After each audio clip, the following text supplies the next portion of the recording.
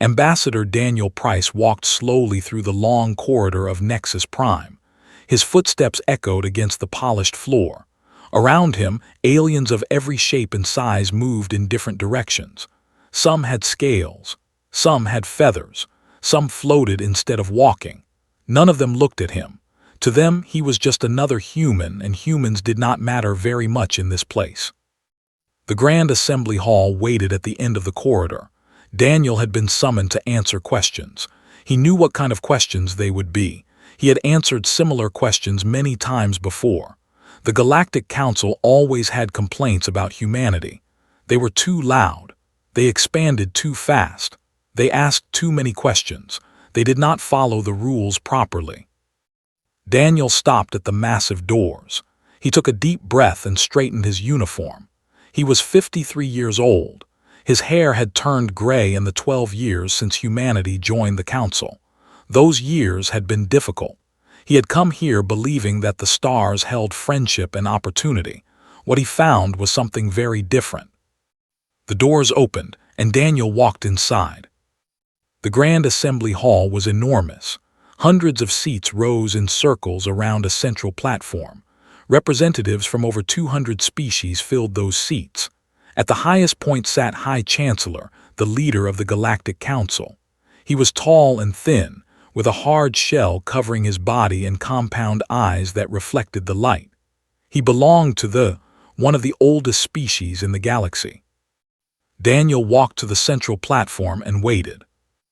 Ambassador Price said, his voice amplified throughout the chamber. You have been summoned to explain the actions of your species in the Outer Rim territories. Daniel nodded. I am here to listen. Another spoke up. This one was Admiral OK, commander of the Council fleet.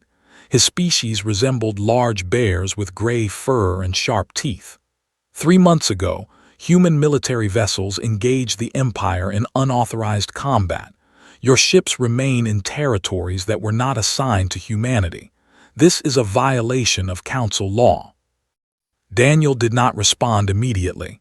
He looked around the chamber at all the faces watching him. Some looked bored, some looked annoyed, a few looked curious. The territories you mention, Daniel said calmly, are the 3 colony worlds of New Haven, Prosperity, and Greenfield. Combined population of 4 million humans. They invaded those worlds without warning. They killed over 200,000 of our people before we could respond. That is a separate matter, said. The invasion was unfortunate, but it does not excuse your military actions without Council approval. We requested Council assistance, Daniel said. 17 times, we begged for help. The Council debated for 6 weeks while our people died. Resource allocation requires careful consideration, another said. We could not simply redirect military assets without proper procedure. Daniel felt something cold settle in his chest. He had heard these words before. Procedure, protocol, proper channels. These words had been used to explain why human colonies were placed in dangerous border zones. They had been used to justify heavy taxes on human trade goods. They had been used to deny humans access to advanced technology that other species shared freely. After the Council chose not to help, Daniel continued, humanity defended itself. Our ships drove back and secured our colony worlds. We lost 8,000 soldiers. We saved 4 million civilians. And now you have summoned me to explain why we broke your rules while doing it. Admiral OK leaned forward.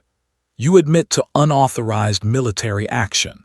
Your ships must withdraw immediately, and your government must pay reparations for violating Council sovereignty. Daniel looked at the Admiral for a long moment. Then he looked at High Chancellor. Then he looked at the hundreds of other representatives who sat in comfortable seats while his people had bled and died alone. No, Daniel said. The chamber went quiet.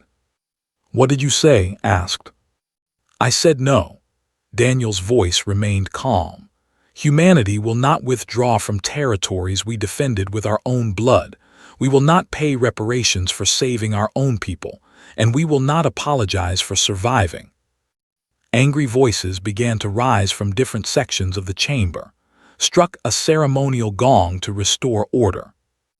"Ambassador, you do not have the authority to refuse council directives," said. "You are correct," Daniel said. "I do not have that authority, but Earth does." He paused and looked around the chamber one final time. 12 years of memories passed through his mind. 12 years of insults dressed as diplomacy. 12 years of exploitation called partnership. 12 years of watching his people be treated as lesser beings by species who claim to represent civilization. 12 years ago, humanity came to the stars seeking allies, Daniel said. We believed that joining the Galactic Council would bring us friendship, trade, and shared knowledge. We were wrong. What we found was a system designed to keep young species weak while old species grew stronger. We found a government that takes our resources, restricts our growth, and abandons us when enemies attack. He straightened his shoulders. Effective immediately, humanity withdraws from the Galactic Council. All treaties are terminated. All agreements are void. All human personnel will return to Earth-controlled space. Our relationship with this institution is over. For 3 full seconds, no one in the chamber moved or spoke.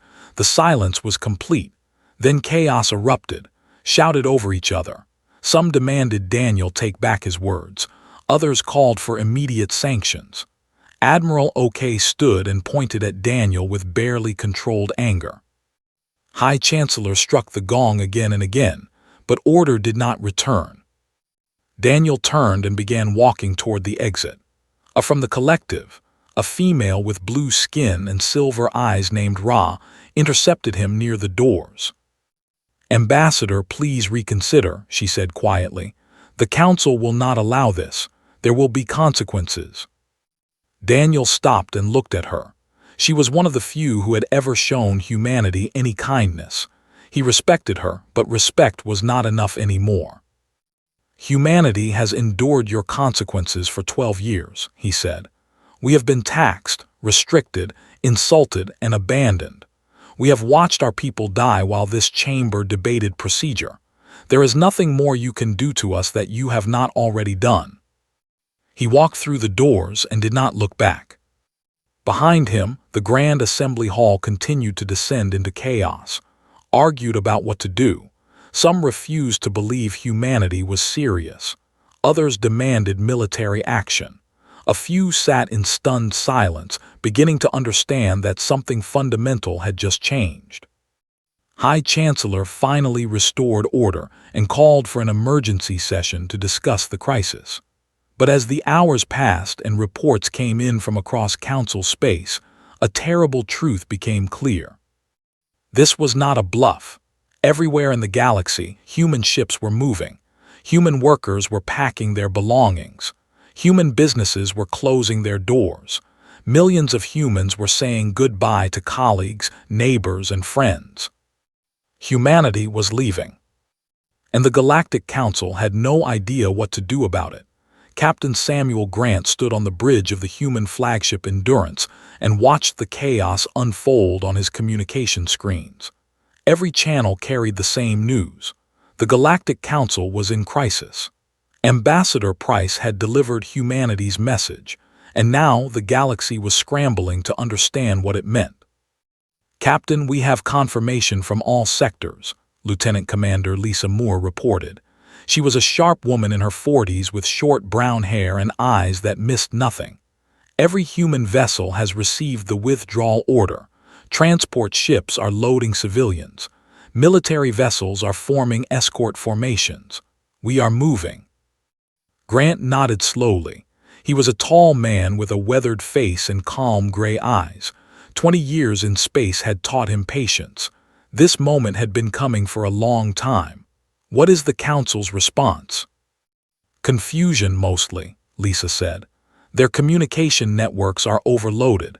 Different factions are arguing about jurisdiction and authority. No one seems to be in charge." "That will not last," Grant said. "Eventually someone will decide to stop us." As if answering his words, a new alert appeared on the tactical display. A large formation of Council warships was moving to intercept the nearest group of human transports. At the head of the formation was Admiral Okay's flagship. Grant studied the display carefully. The human transports were civilian vessels carrying families, children, and workers who simply wanted to go home. They had no weapons capable of fighting Council warships. If OK decided to use force, those people would die. "Open a channel to the Admiral," Grant ordered. A moment later, Okay's face appeared on the main screen. His gray fur bristled with anger, and his eyes burned with frustration. "Captain Grant," OK growled, "your ships will stop immediately. This withdrawal is not authorized. Your people are acting against Council law." "Admiral, with respect, Council law no longer applies to us," Grant said. "Humanity has withdrawn. We are independent. We are simply going home." "You cannot simply leave. There are procedures, treaties, obligations." "Those treaties failed to protect our colonies when they attacked. Those procedures kept us waiting while our people died. Those obligations only ever seemed to flow one direction." Grant's voice remained steady. "We owe the Council nothing." Okay's claws tightened on his command chair. "If you do not stop, I will be forced to take action." Grant leaned forward slightly. "Admiral, look at your sensors. Look at the ships we are evacuating. They are transports, cargo vessels, family shuttles. There are children on those ships, mothers, fathers, elderly people who spent their lives working to make Council stations function." He paused to let the words settle. "If you open fire on unarmed civilians, every species in the galaxy will see exactly what the Council values. You will prove everything humanity has been saying for 12 years. Is that really the message you want to send?" OK did not respond immediately. His eyes moved to something off-screen, probably his tactical display showing the composition of the human convoy. Grant waited. This was the moment that would determine whether humanity's departure would be peaceful or bloody. Across Council space, similar confrontations were happening. Human ships faced Council patrols at a dozen different locations. The same conversations were taking place. The same choices were being offered. Let us go, or show the galaxy what you truly are. Back on Nexus Prime, Ra rushed through crowded corridors toward the emergency Council session. She had spent the last hour trying to reach anyone who would listen to reason. Most were too angry or too confused to think clearly. She found standing outside the assembly hall. He was ancient even by Council standards, his scaled body bent with age, his eyes clouded but still sharp. He had served the Council for over 300 years and had seen many crises. Ra said, "Please tell me someone is thinking about what this actually means." Made a sound that might have been a sigh. "I have been trying to explain, but no one wants to hear. They are too focused on the insult of humanity's departure to consider the consequences." "What consequences?" Gestured for her to walk with him. They moved slowly through the corridors while he spoke. "Humans have been with us for only 12 years, but in that time they became part of everything. Human engineers maintain 40% of the infrastructure on this station alone. Human merchants handle most of the food distribution to outer colonies. Human doctors develop treatments for diseases that killed millions of our people every year." Ra felt cold. "I knew they were useful, but I did not realize the scale." "No one did. That was the problem. We took what they offered and gave little in return. We treated them as servants while depending on them for survival." Stopped walking and looked at her with his ancient eyes. "When they leave, they will take all of that with them, and we will discover how much we needed them." In orbit above Nexus Prime, Admiral OK stared at his tactical display. His weapons officers waited for orders. His fleet had the power to stop the human convoy. One command and it would be over. But Grant's words echoed in his mind. Children, families, unarmed civilians. OK was a warrior. He had fought many battles and defeated many enemies, but warriors did not attack civilians. That was not war. That was murder. And if he gave that order, the council would not be seen as maintaining order. They would be seen as tyrants willing to kill innocents to keep other species in line. Every race that had ever doubted the council would have their fears confirmed. The silence on his bridge stretched longer. His officers watched him nervously. Finally, OK spoke. "Stand down, weapons, let them pass." His second-in-command looked shocked. "Admiral, High Chancellor ordered us to stop them." "The High Chancellor can come out here and fire on children himself if he wants to," OK said.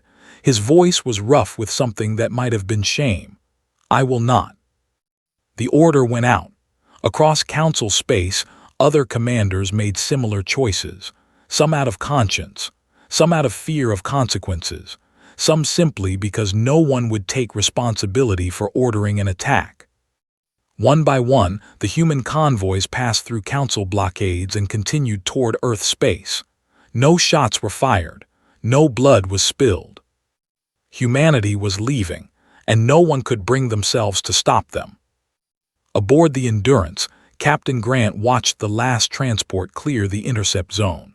He allowed himself a small breath of relief. "They let us go," Lisa said quietly. "They did not let us do anything," Grant replied. "They simply could not find a way to stop us without destroying themselves in the process." He turned away from the tactical display and looked out at the stars. "The hard part is not over," he said. "It is just beginning for them and for us." Lisa nodded. She understood. Leaving was just the first step. What came next would determine whether humanity truly escaped or whether they had simply traded one set of problems for another. But for now, human ships filled with human families moved steadily toward home. Behind them, the great stations and capitals of the Galactic Council began to realize that something important had just slipped through their fingers. And slowly, quietly, the silence began to grow. 3 months had passed since humanity walked away, and Nexus Prime was dying slowly. Ra walked through corridors that had once shined with perfect light. Now the lights flickered. Some sections had gone dark completely. The cleaning systems had failed 2 weeks ago, and dust gathered in corners where it had never been allowed to settle before. She remembered asking a maintenance officer what had happened. His answer had been simple and terrible. The humans who maintained these systems had left. No one else knew how they worked. No one else had bothered to learn. Ra reached the medical ward and paused at the entrance. Inside, patients lay in beds surrounded by equipment that no longer functioned properly. A doctor from the species was trying to operate a diagnostic machine that had been designed by human engineers. The screen showed error messages in a human language that no one present could read. The doctor said when he noticed her, "Please tell me the council has found a solution. We have patients dying from conditions that human medicine could have cured in hours." Ra did not have an answer. There was no solution. The humans had taken their knowledge with them, and the council had never thought to ask them to share it. She continued through the station, seeing the same story repeated everywhere. Food distribution centers struggled with shortages because human merchants had managed the supply lines. Docking bays fell into disorder because human traffic controllers had coordinated the schedules. Communication systems experienced delays because human technicians had optimized the networks. The council had spent 12 years treating humans as a minor species. Now they were discovering that the minor species had quietly become essential. Reports came in daily from across council space, and each one was worse than the last. 17 agricultural colonies faced food shortages. 3 species had begun fighting over resources that humans used to distribute fairly. The Empire had resumed raids on border worlds, and without human defenders, those worlds were falling. But the worst news came from a disease had begun spreading through their population 6 months before humanity left. Human researchers had been working on a cure. They were close to a breakthrough when the withdrawal happened. Now the research had stopped. The scientists were gone. The laboratories were empty, and the disease continued to spread. In the first month, 10,000 died. In the second month, 30,000 more. By the third month, the number had passed 100,000 and it was still climbing. High Chancellor addressed the council in an emergency session. His shell had lost its shine. His compound eyes moved constantly, unable to settle. He looked like a leader who had finally realized the size of his mistake. "We must send a delegation to Earth," he said. "We must negotiate humanity's return." Admiral O'Kay shook his head. "We cannot show such weakness. If we beg them to come back, every species in the council will see that we are vulnerable. Others will leave. The entire system will collapse." "The system is already collapsing," said quietly. "We simply refuse to see it." The debate continued for hours. Some wanted to use force, to make humanity return whether they wanted to or not. Others pointed out that humanity had spent 3 months building defenses and that any military action would be costly. A few suggested simply waiting, hoping that humans would grow desperate in isolation and ask to return. No one could agree. No one wanted to admit that the council needed humanity more than humanity needed the council. While the politicians argued, Ra made a decision. She arranged private transport to the human border zone and sent a message requesting a meeting with Captain Samuel Grant. The meeting took place aboard the Endurance in a small conference room with a window showing the stars. Grant sat across from her, his expression patient but distant. Lieutenant Commander Lisa Moore stood nearby, watching carefully. "Thank you for agreeing to see me," Ra said. "You were always fair to us," Grant replied. "You earned at least a conversation." Ra nodded. She appreciated his honesty. "I have not come to negotiate. I know you would refuse any offer I could make. I came to ask a question. I need to understand." "Understand what?" "How this happened." Ra leaned forward slightly. "The Council is the most powerful organization in the galaxy. We have the largest fleet, the most worlds, the oldest civilizations. How did we become so dependent on a species we considered primitive?" Grant was quiet for a moment. He looked out the window at the darkness between stars. "You never asked that question while we were there," he said finally. "That is exactly why you are asking it now." Ra waited for him to continue. "When humanity joined the Council, we were eager. We wanted to prove ourselves, so we worked hard. We took the jobs no one else wanted. We solved problems that other species ignored. We made ourselves useful because we thought that was how we would earn respect." He turned back to face her. "But respect never came. Instead, you learned to expect our work without thanking us for it. You learned to depend on us without valuing us. We became invisible, essential but invisible. And when we were gone, you finally saw the shape of the hole we left behind." Ra felt the truth of his words like a weight on her chest. "If we had treated you differently, would you have stayed?" "If you had treated us differently, we would never have wanted to leave." Grant shook his head slowly. "The answer was always simple. All we wanted was to be seen as equals, partners, not servants, not a resource to be managed, just people deserving of the same dignity you gave each other." Dr. Corinne entered the room. She was a small woman with gray hair and kind eyes that had seen too much suffering. She handed Grant a data tablet and nodded politely to Ra. "I heard you were asking about the disease on the," Corinne said. "Before we left, my team was 6 weeks away from a cure. All our research data is still in those laboratories. The Council could finish the work if they wanted to." "Our scientists cannot read your research," Ra said. "The language, the methodology, it is all foreign to them." Corinne nodded. "We offered to teach them. For years, we offered to share everything we knew. Your people always said they would learn later. There was never any urgency because we were always there to do the work." Ra closed her eyes. She remembered those offers. She remembered how the Council had dismissed them. Human knowledge was basic, they said. Human methods were crude. There was nothing worth learning from such a young species. Now millions were dying because of that arrogance. "I should go," Ra said. She stood and moved toward the door, then stopped. "Doctor, is there any chance your people would share the cure, as a gesture of goodwill?" Karen looked at Grant.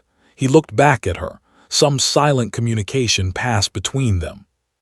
"We did not leave to punish you," Karen said softly. "We left because staying was killing us slowly. Every compromise, every insult, every colony sacrificed while your council debated, it was destroying who we were." She paused. "What happens to your people now is not revenge. It is simply consequence. The cure exists. We would have given it freely if you had asked while we were there. Now you have to find it yourselves.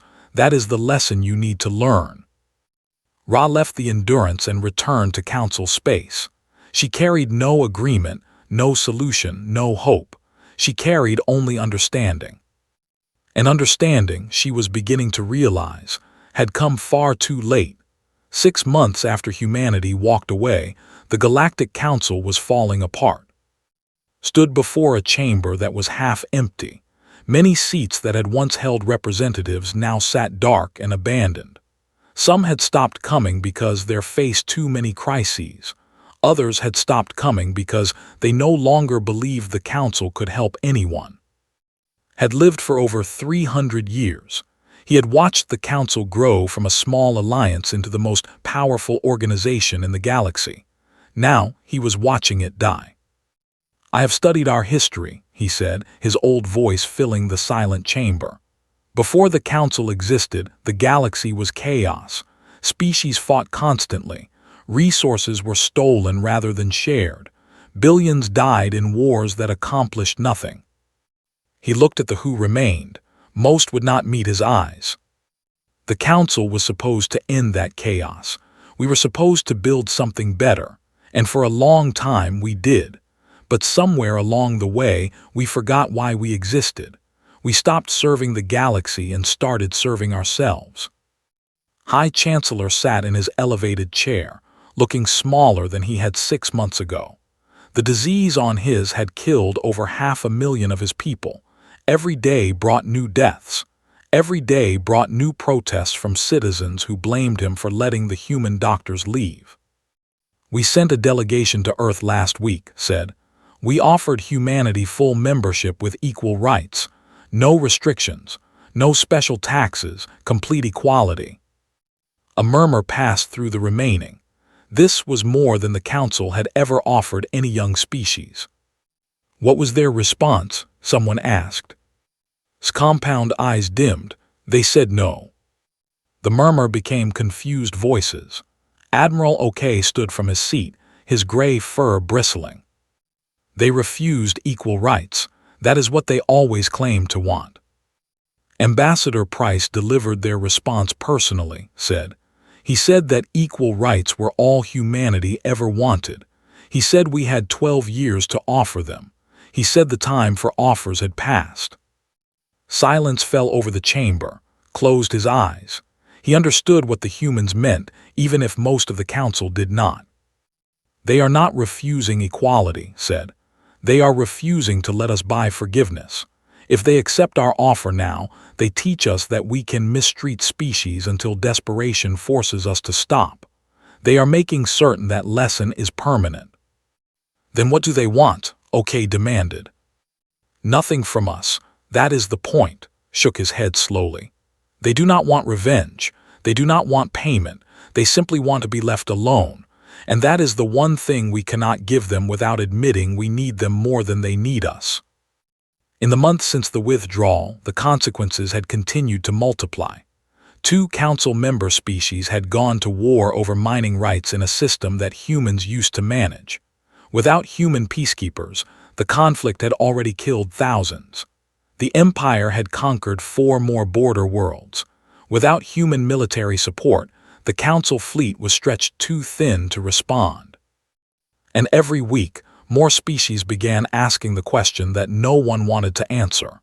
If humanity could leave, why could they not leave too? Aboard the Endurance, Captain Samuel Grant received daily reports on the state of Council space. He read them carefully. He did not take pleasure in the suffering he saw. Humans had not left to cause pain. They had left to survive. Lieutenant Commander Lisa Moore found him in the observation deck, staring out at the stars. "The Council offered us everything we asked for," she said. "Are you sure refusing was the right choice?" Grant did not answer immediately. He thought about the 12 years humanity had spent in Council space. He thought about the colonies that had been sacrificed, the workers who had been exploited, the soldiers who had died defending worlds the Council abandoned. "If we accept now, what message does that send?" he asked. "That treating species badly has no permanent consequences. That you can abuse a people for 12 years and then make it right with a single offer." Lisa nodded slowly.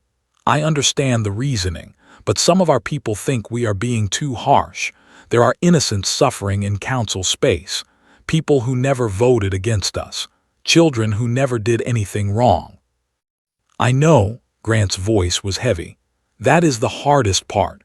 We are not punishing the Council. We are simply protecting ourselves. But our protection has consequences for people who do not deserve them." He turned to face her.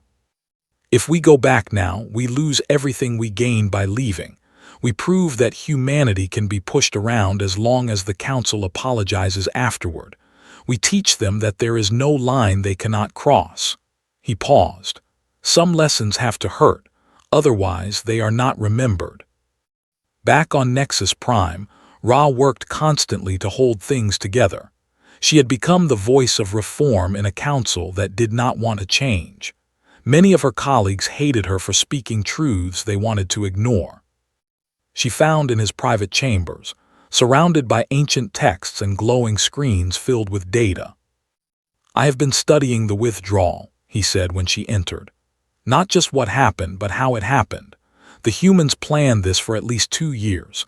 They quietly trained replacements for critical roles. They documented their systems so others could eventually learn to maintain them. They tried to minimize the damage their departure would cause." Ross sat down heavily. "They tried to be kind even while leaving." "Yes, and we did not notice. We did not notice because we never paid attention to what they were doing. We only noticed what they failed to do according to our expectations." Turned to face her. "That is perhaps the greatest insult of all. They gave us everything they could and we still let them go." A message arrived for Ra. She read it and felt something break inside her chest. "High Chancellor has resigned," she said quietly. "The Council is requesting that I take his place." Nodded. "You are the only one who has shown any wisdom in this crisis. It makes sense." "I do not want the position." "That is exactly why you should take it. Anyone who wants power right now is not to be trusted." Rose slowly and placed a scaled hand on her shoulder. "The Council will either change or it will collapse. Someone needs to guide that change. It might as well be someone who understands why it is necessary." Ra closed her eyes. She thought about the humans she had met. Ambassador Price, who had walked away with dignity instead of anger. Captain Grant, who had let her board his ship and ask her questions. Dr. Karen, who had spoken of consequences without cruelty. They had not been monsters. They had not been enemies. They had simply been people who reached the limit of what they could endure. "I will take the position," Ra said, "but not to bring humanity back. They are gone and they are not coming back. I will do it to make certain we never lose anyone else the same way." Smiled sadly. "That may be the best we can hope for now." In the darkness of space, human ships continued to patrol their own borders. They traded with independent species who had never joined the Council. They built new stations and new colonies. They looked forward instead of backward. And in the great halls of Nexus Prime, the silence that had begun 6 months ago grew deeper every day. It was the silence of a galaxy learning what it had lost. The silence of a civilization beginning to understand that some mistakes cannot be undone. The silence of a lesson being learned too late, 1 year had passed since humanity walked away, and the galaxy would never be the same. Earth's orbital stations bustled with activity. Ships came and went constantly, carrying goods and passengers between human colonies and friendly worlds. The mood in human space was cautious but hopeful. They had survived. They had built something new, and slowly they were beginning to thrive. Captain Samuel Grant stood on the observation deck of the Endurance and watched a convoy of exploration vessels preparing to depart. Their mission was to chart new systems beyond known space, new worlds, new possibilities, a future that belonged entirely to humanity. Lieutenant Commander Lisa Moore joined him at the window. Her expression was thoughtful. "Strange to think it has only been a year," she said. "Feels longer." "War always feels longer than peace," Grant replied. "Even a war without battles." "Is that what it was, a war?" Grant considered the question. It was a separation. Sometimes those hurt more than wars. The past year had changed everything. The Galactic Council had fractured. 8 species had withdrawn following humanity's example, each one citing similar grievances. The mighty institution that had ruled the galaxy for centuries now controlled less than half the territory it once claimed. High Chancellor Ra had done her best to hold things together. She had pushed through reforms that would have been unthinkable a year ago. Equal rights for all member species. Fair representation regardless of age or power. An end to the exploitation that had driven humanity away. But for many species, the reforms came too late. Trust had been broken. The Council's promises meant nothing now. Admiral Okay's fleet had shrunk to a fraction of its former size. Without human maintenance technicians, many of his ships had failed. Without human supply chains, keeping the remaining vessels operational was a constant struggle. He had gone from commanding the most powerful military force in the galaxy to leading a desperate defense of shrinking borders. The Empire had conquered 12 more worlds. Millions of Council citizens now lived under occupation. Okay had requested permission to negotiate with humanity for military assistance. Ra had refused. She knew what the answer would be. Had published a comprehensive analysis of the withdrawal. He called it The Human Departure, a study in institutional failure. It was read by millions. Some agreed with his conclusions. Others burned copies in public squares, refusing to accept blame. But whether they accepted it or not, the truth remained. The Council had broken itself by treating humanity as less than equal. No external enemy had done this. No disaster or misfortune. Just arrogance, sustained for 12 years, until the weight of it finally collapsed everything. Ra made one final journey to Earth.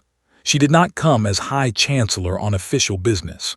She came alone, on a private ship, requesting nothing but a conversation. Ambassador Daniel Price met her at a small cafe in a human city. The streets outside were filled with ordinary people living ordinary lives.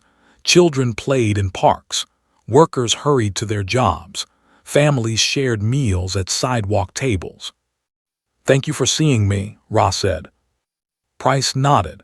He looked healthier than the last time she had seen him. The weight he had carried in Council space had lifted from his shoulders. "I did not come to negotiate," she said. "I know your answer would be no. I came to ask one question, the only question that matters to me now." Price waited. "What did we fail to understand?" Ra asked. "Not the policies, not the votes. At the deepest level, what did we miss?" Price was quiet for a long moment. He watched the humans passing by outside the window. Ordinary people, unremarkable people. The kind of people the Council had never thought worth noticing. "You saw a young species and assumed youth meant weakness," he said finally. "You measured us by our technology and our territory and our military power. You looked at the numbers and decided we were small." He turned to face her. "But you never looked at what actually made us dangerous. You never understood what held us together." "And what is that?" Price gestured at the street outside. We take care of each other. When you hurt one human, you angered all of us. When you sacrificed our colonies, you united our entire species against you. We are not dangerous because we fight well. We are dangerous because we never forget, and we never stop protecting our own. Ra looked at the humans outside. She tried to see what Price was describing, the connections between them, the invisible bonds that linked millions of individuals into a single people. We thought strength meant power, she said quietly, the ability to force others to obey. That is what strength looks like from the outside, Price agreed. But real strength is different. Real strength is a billion people who would die for each other, who would sacrifice anything to protect a stranger just because that stranger is one of them. He paused. You cannot conquer that. You cannot buy it. You can only earn it by treating people with dignity from the beginning. Ra nodded slowly. She understood now. Too late, but she understood. She left Earth and returned to Council space. She continued her reforms. She tried to build something better from the ruins of what had been. Some days she succeeded. Most days she simply kept things from getting worse. Aboard the Endurance, Captain Grant received orders to join the exploration fleet. The ship that had once represented human presence in Council space would now lead humanity into the unknown. Lisa Moore found him on the observation deck, watching the stars. Do you think they will ever understand, she asked, the Council, the species we left behind?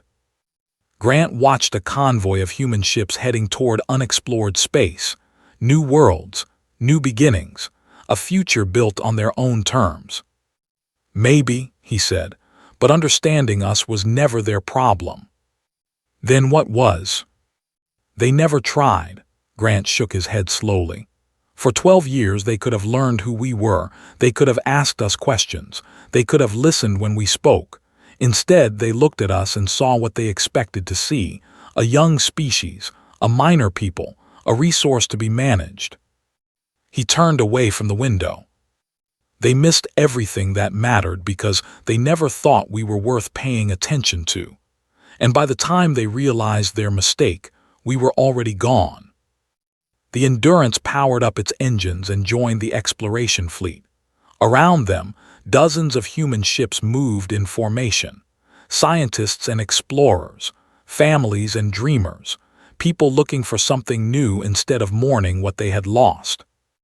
Behind them, the borders of Council space grew smaller every day. The silence that had begun 1 year ago continued to deepen. Stations failed, colonies struggled, alliances crumbled. And somewhere in the great halls of Nexus Prime, Ra sat alone in her chamber and reads analysis for the 100th time. She stopped at a passage near the end. The humans did not leave to punish us, had written. They left because they had no other choice. Every system designed to address grievances had failed them. Every promise of future equality had been broken. Every appeal to our conscience had been ignored. In the end, walking away was the only option that remained. Ra set down the text and looked out her window at the stars. Somewhere out there, humanity was building a new future. They were exploring new worlds. They were raising new generations who would never know what it felt like to be treated as less than equal. And the Galactic Council, the most powerful institution the galaxy had ever known, had to learn to survive without them. Because humans had walked away. And no amount of regret could bring them back.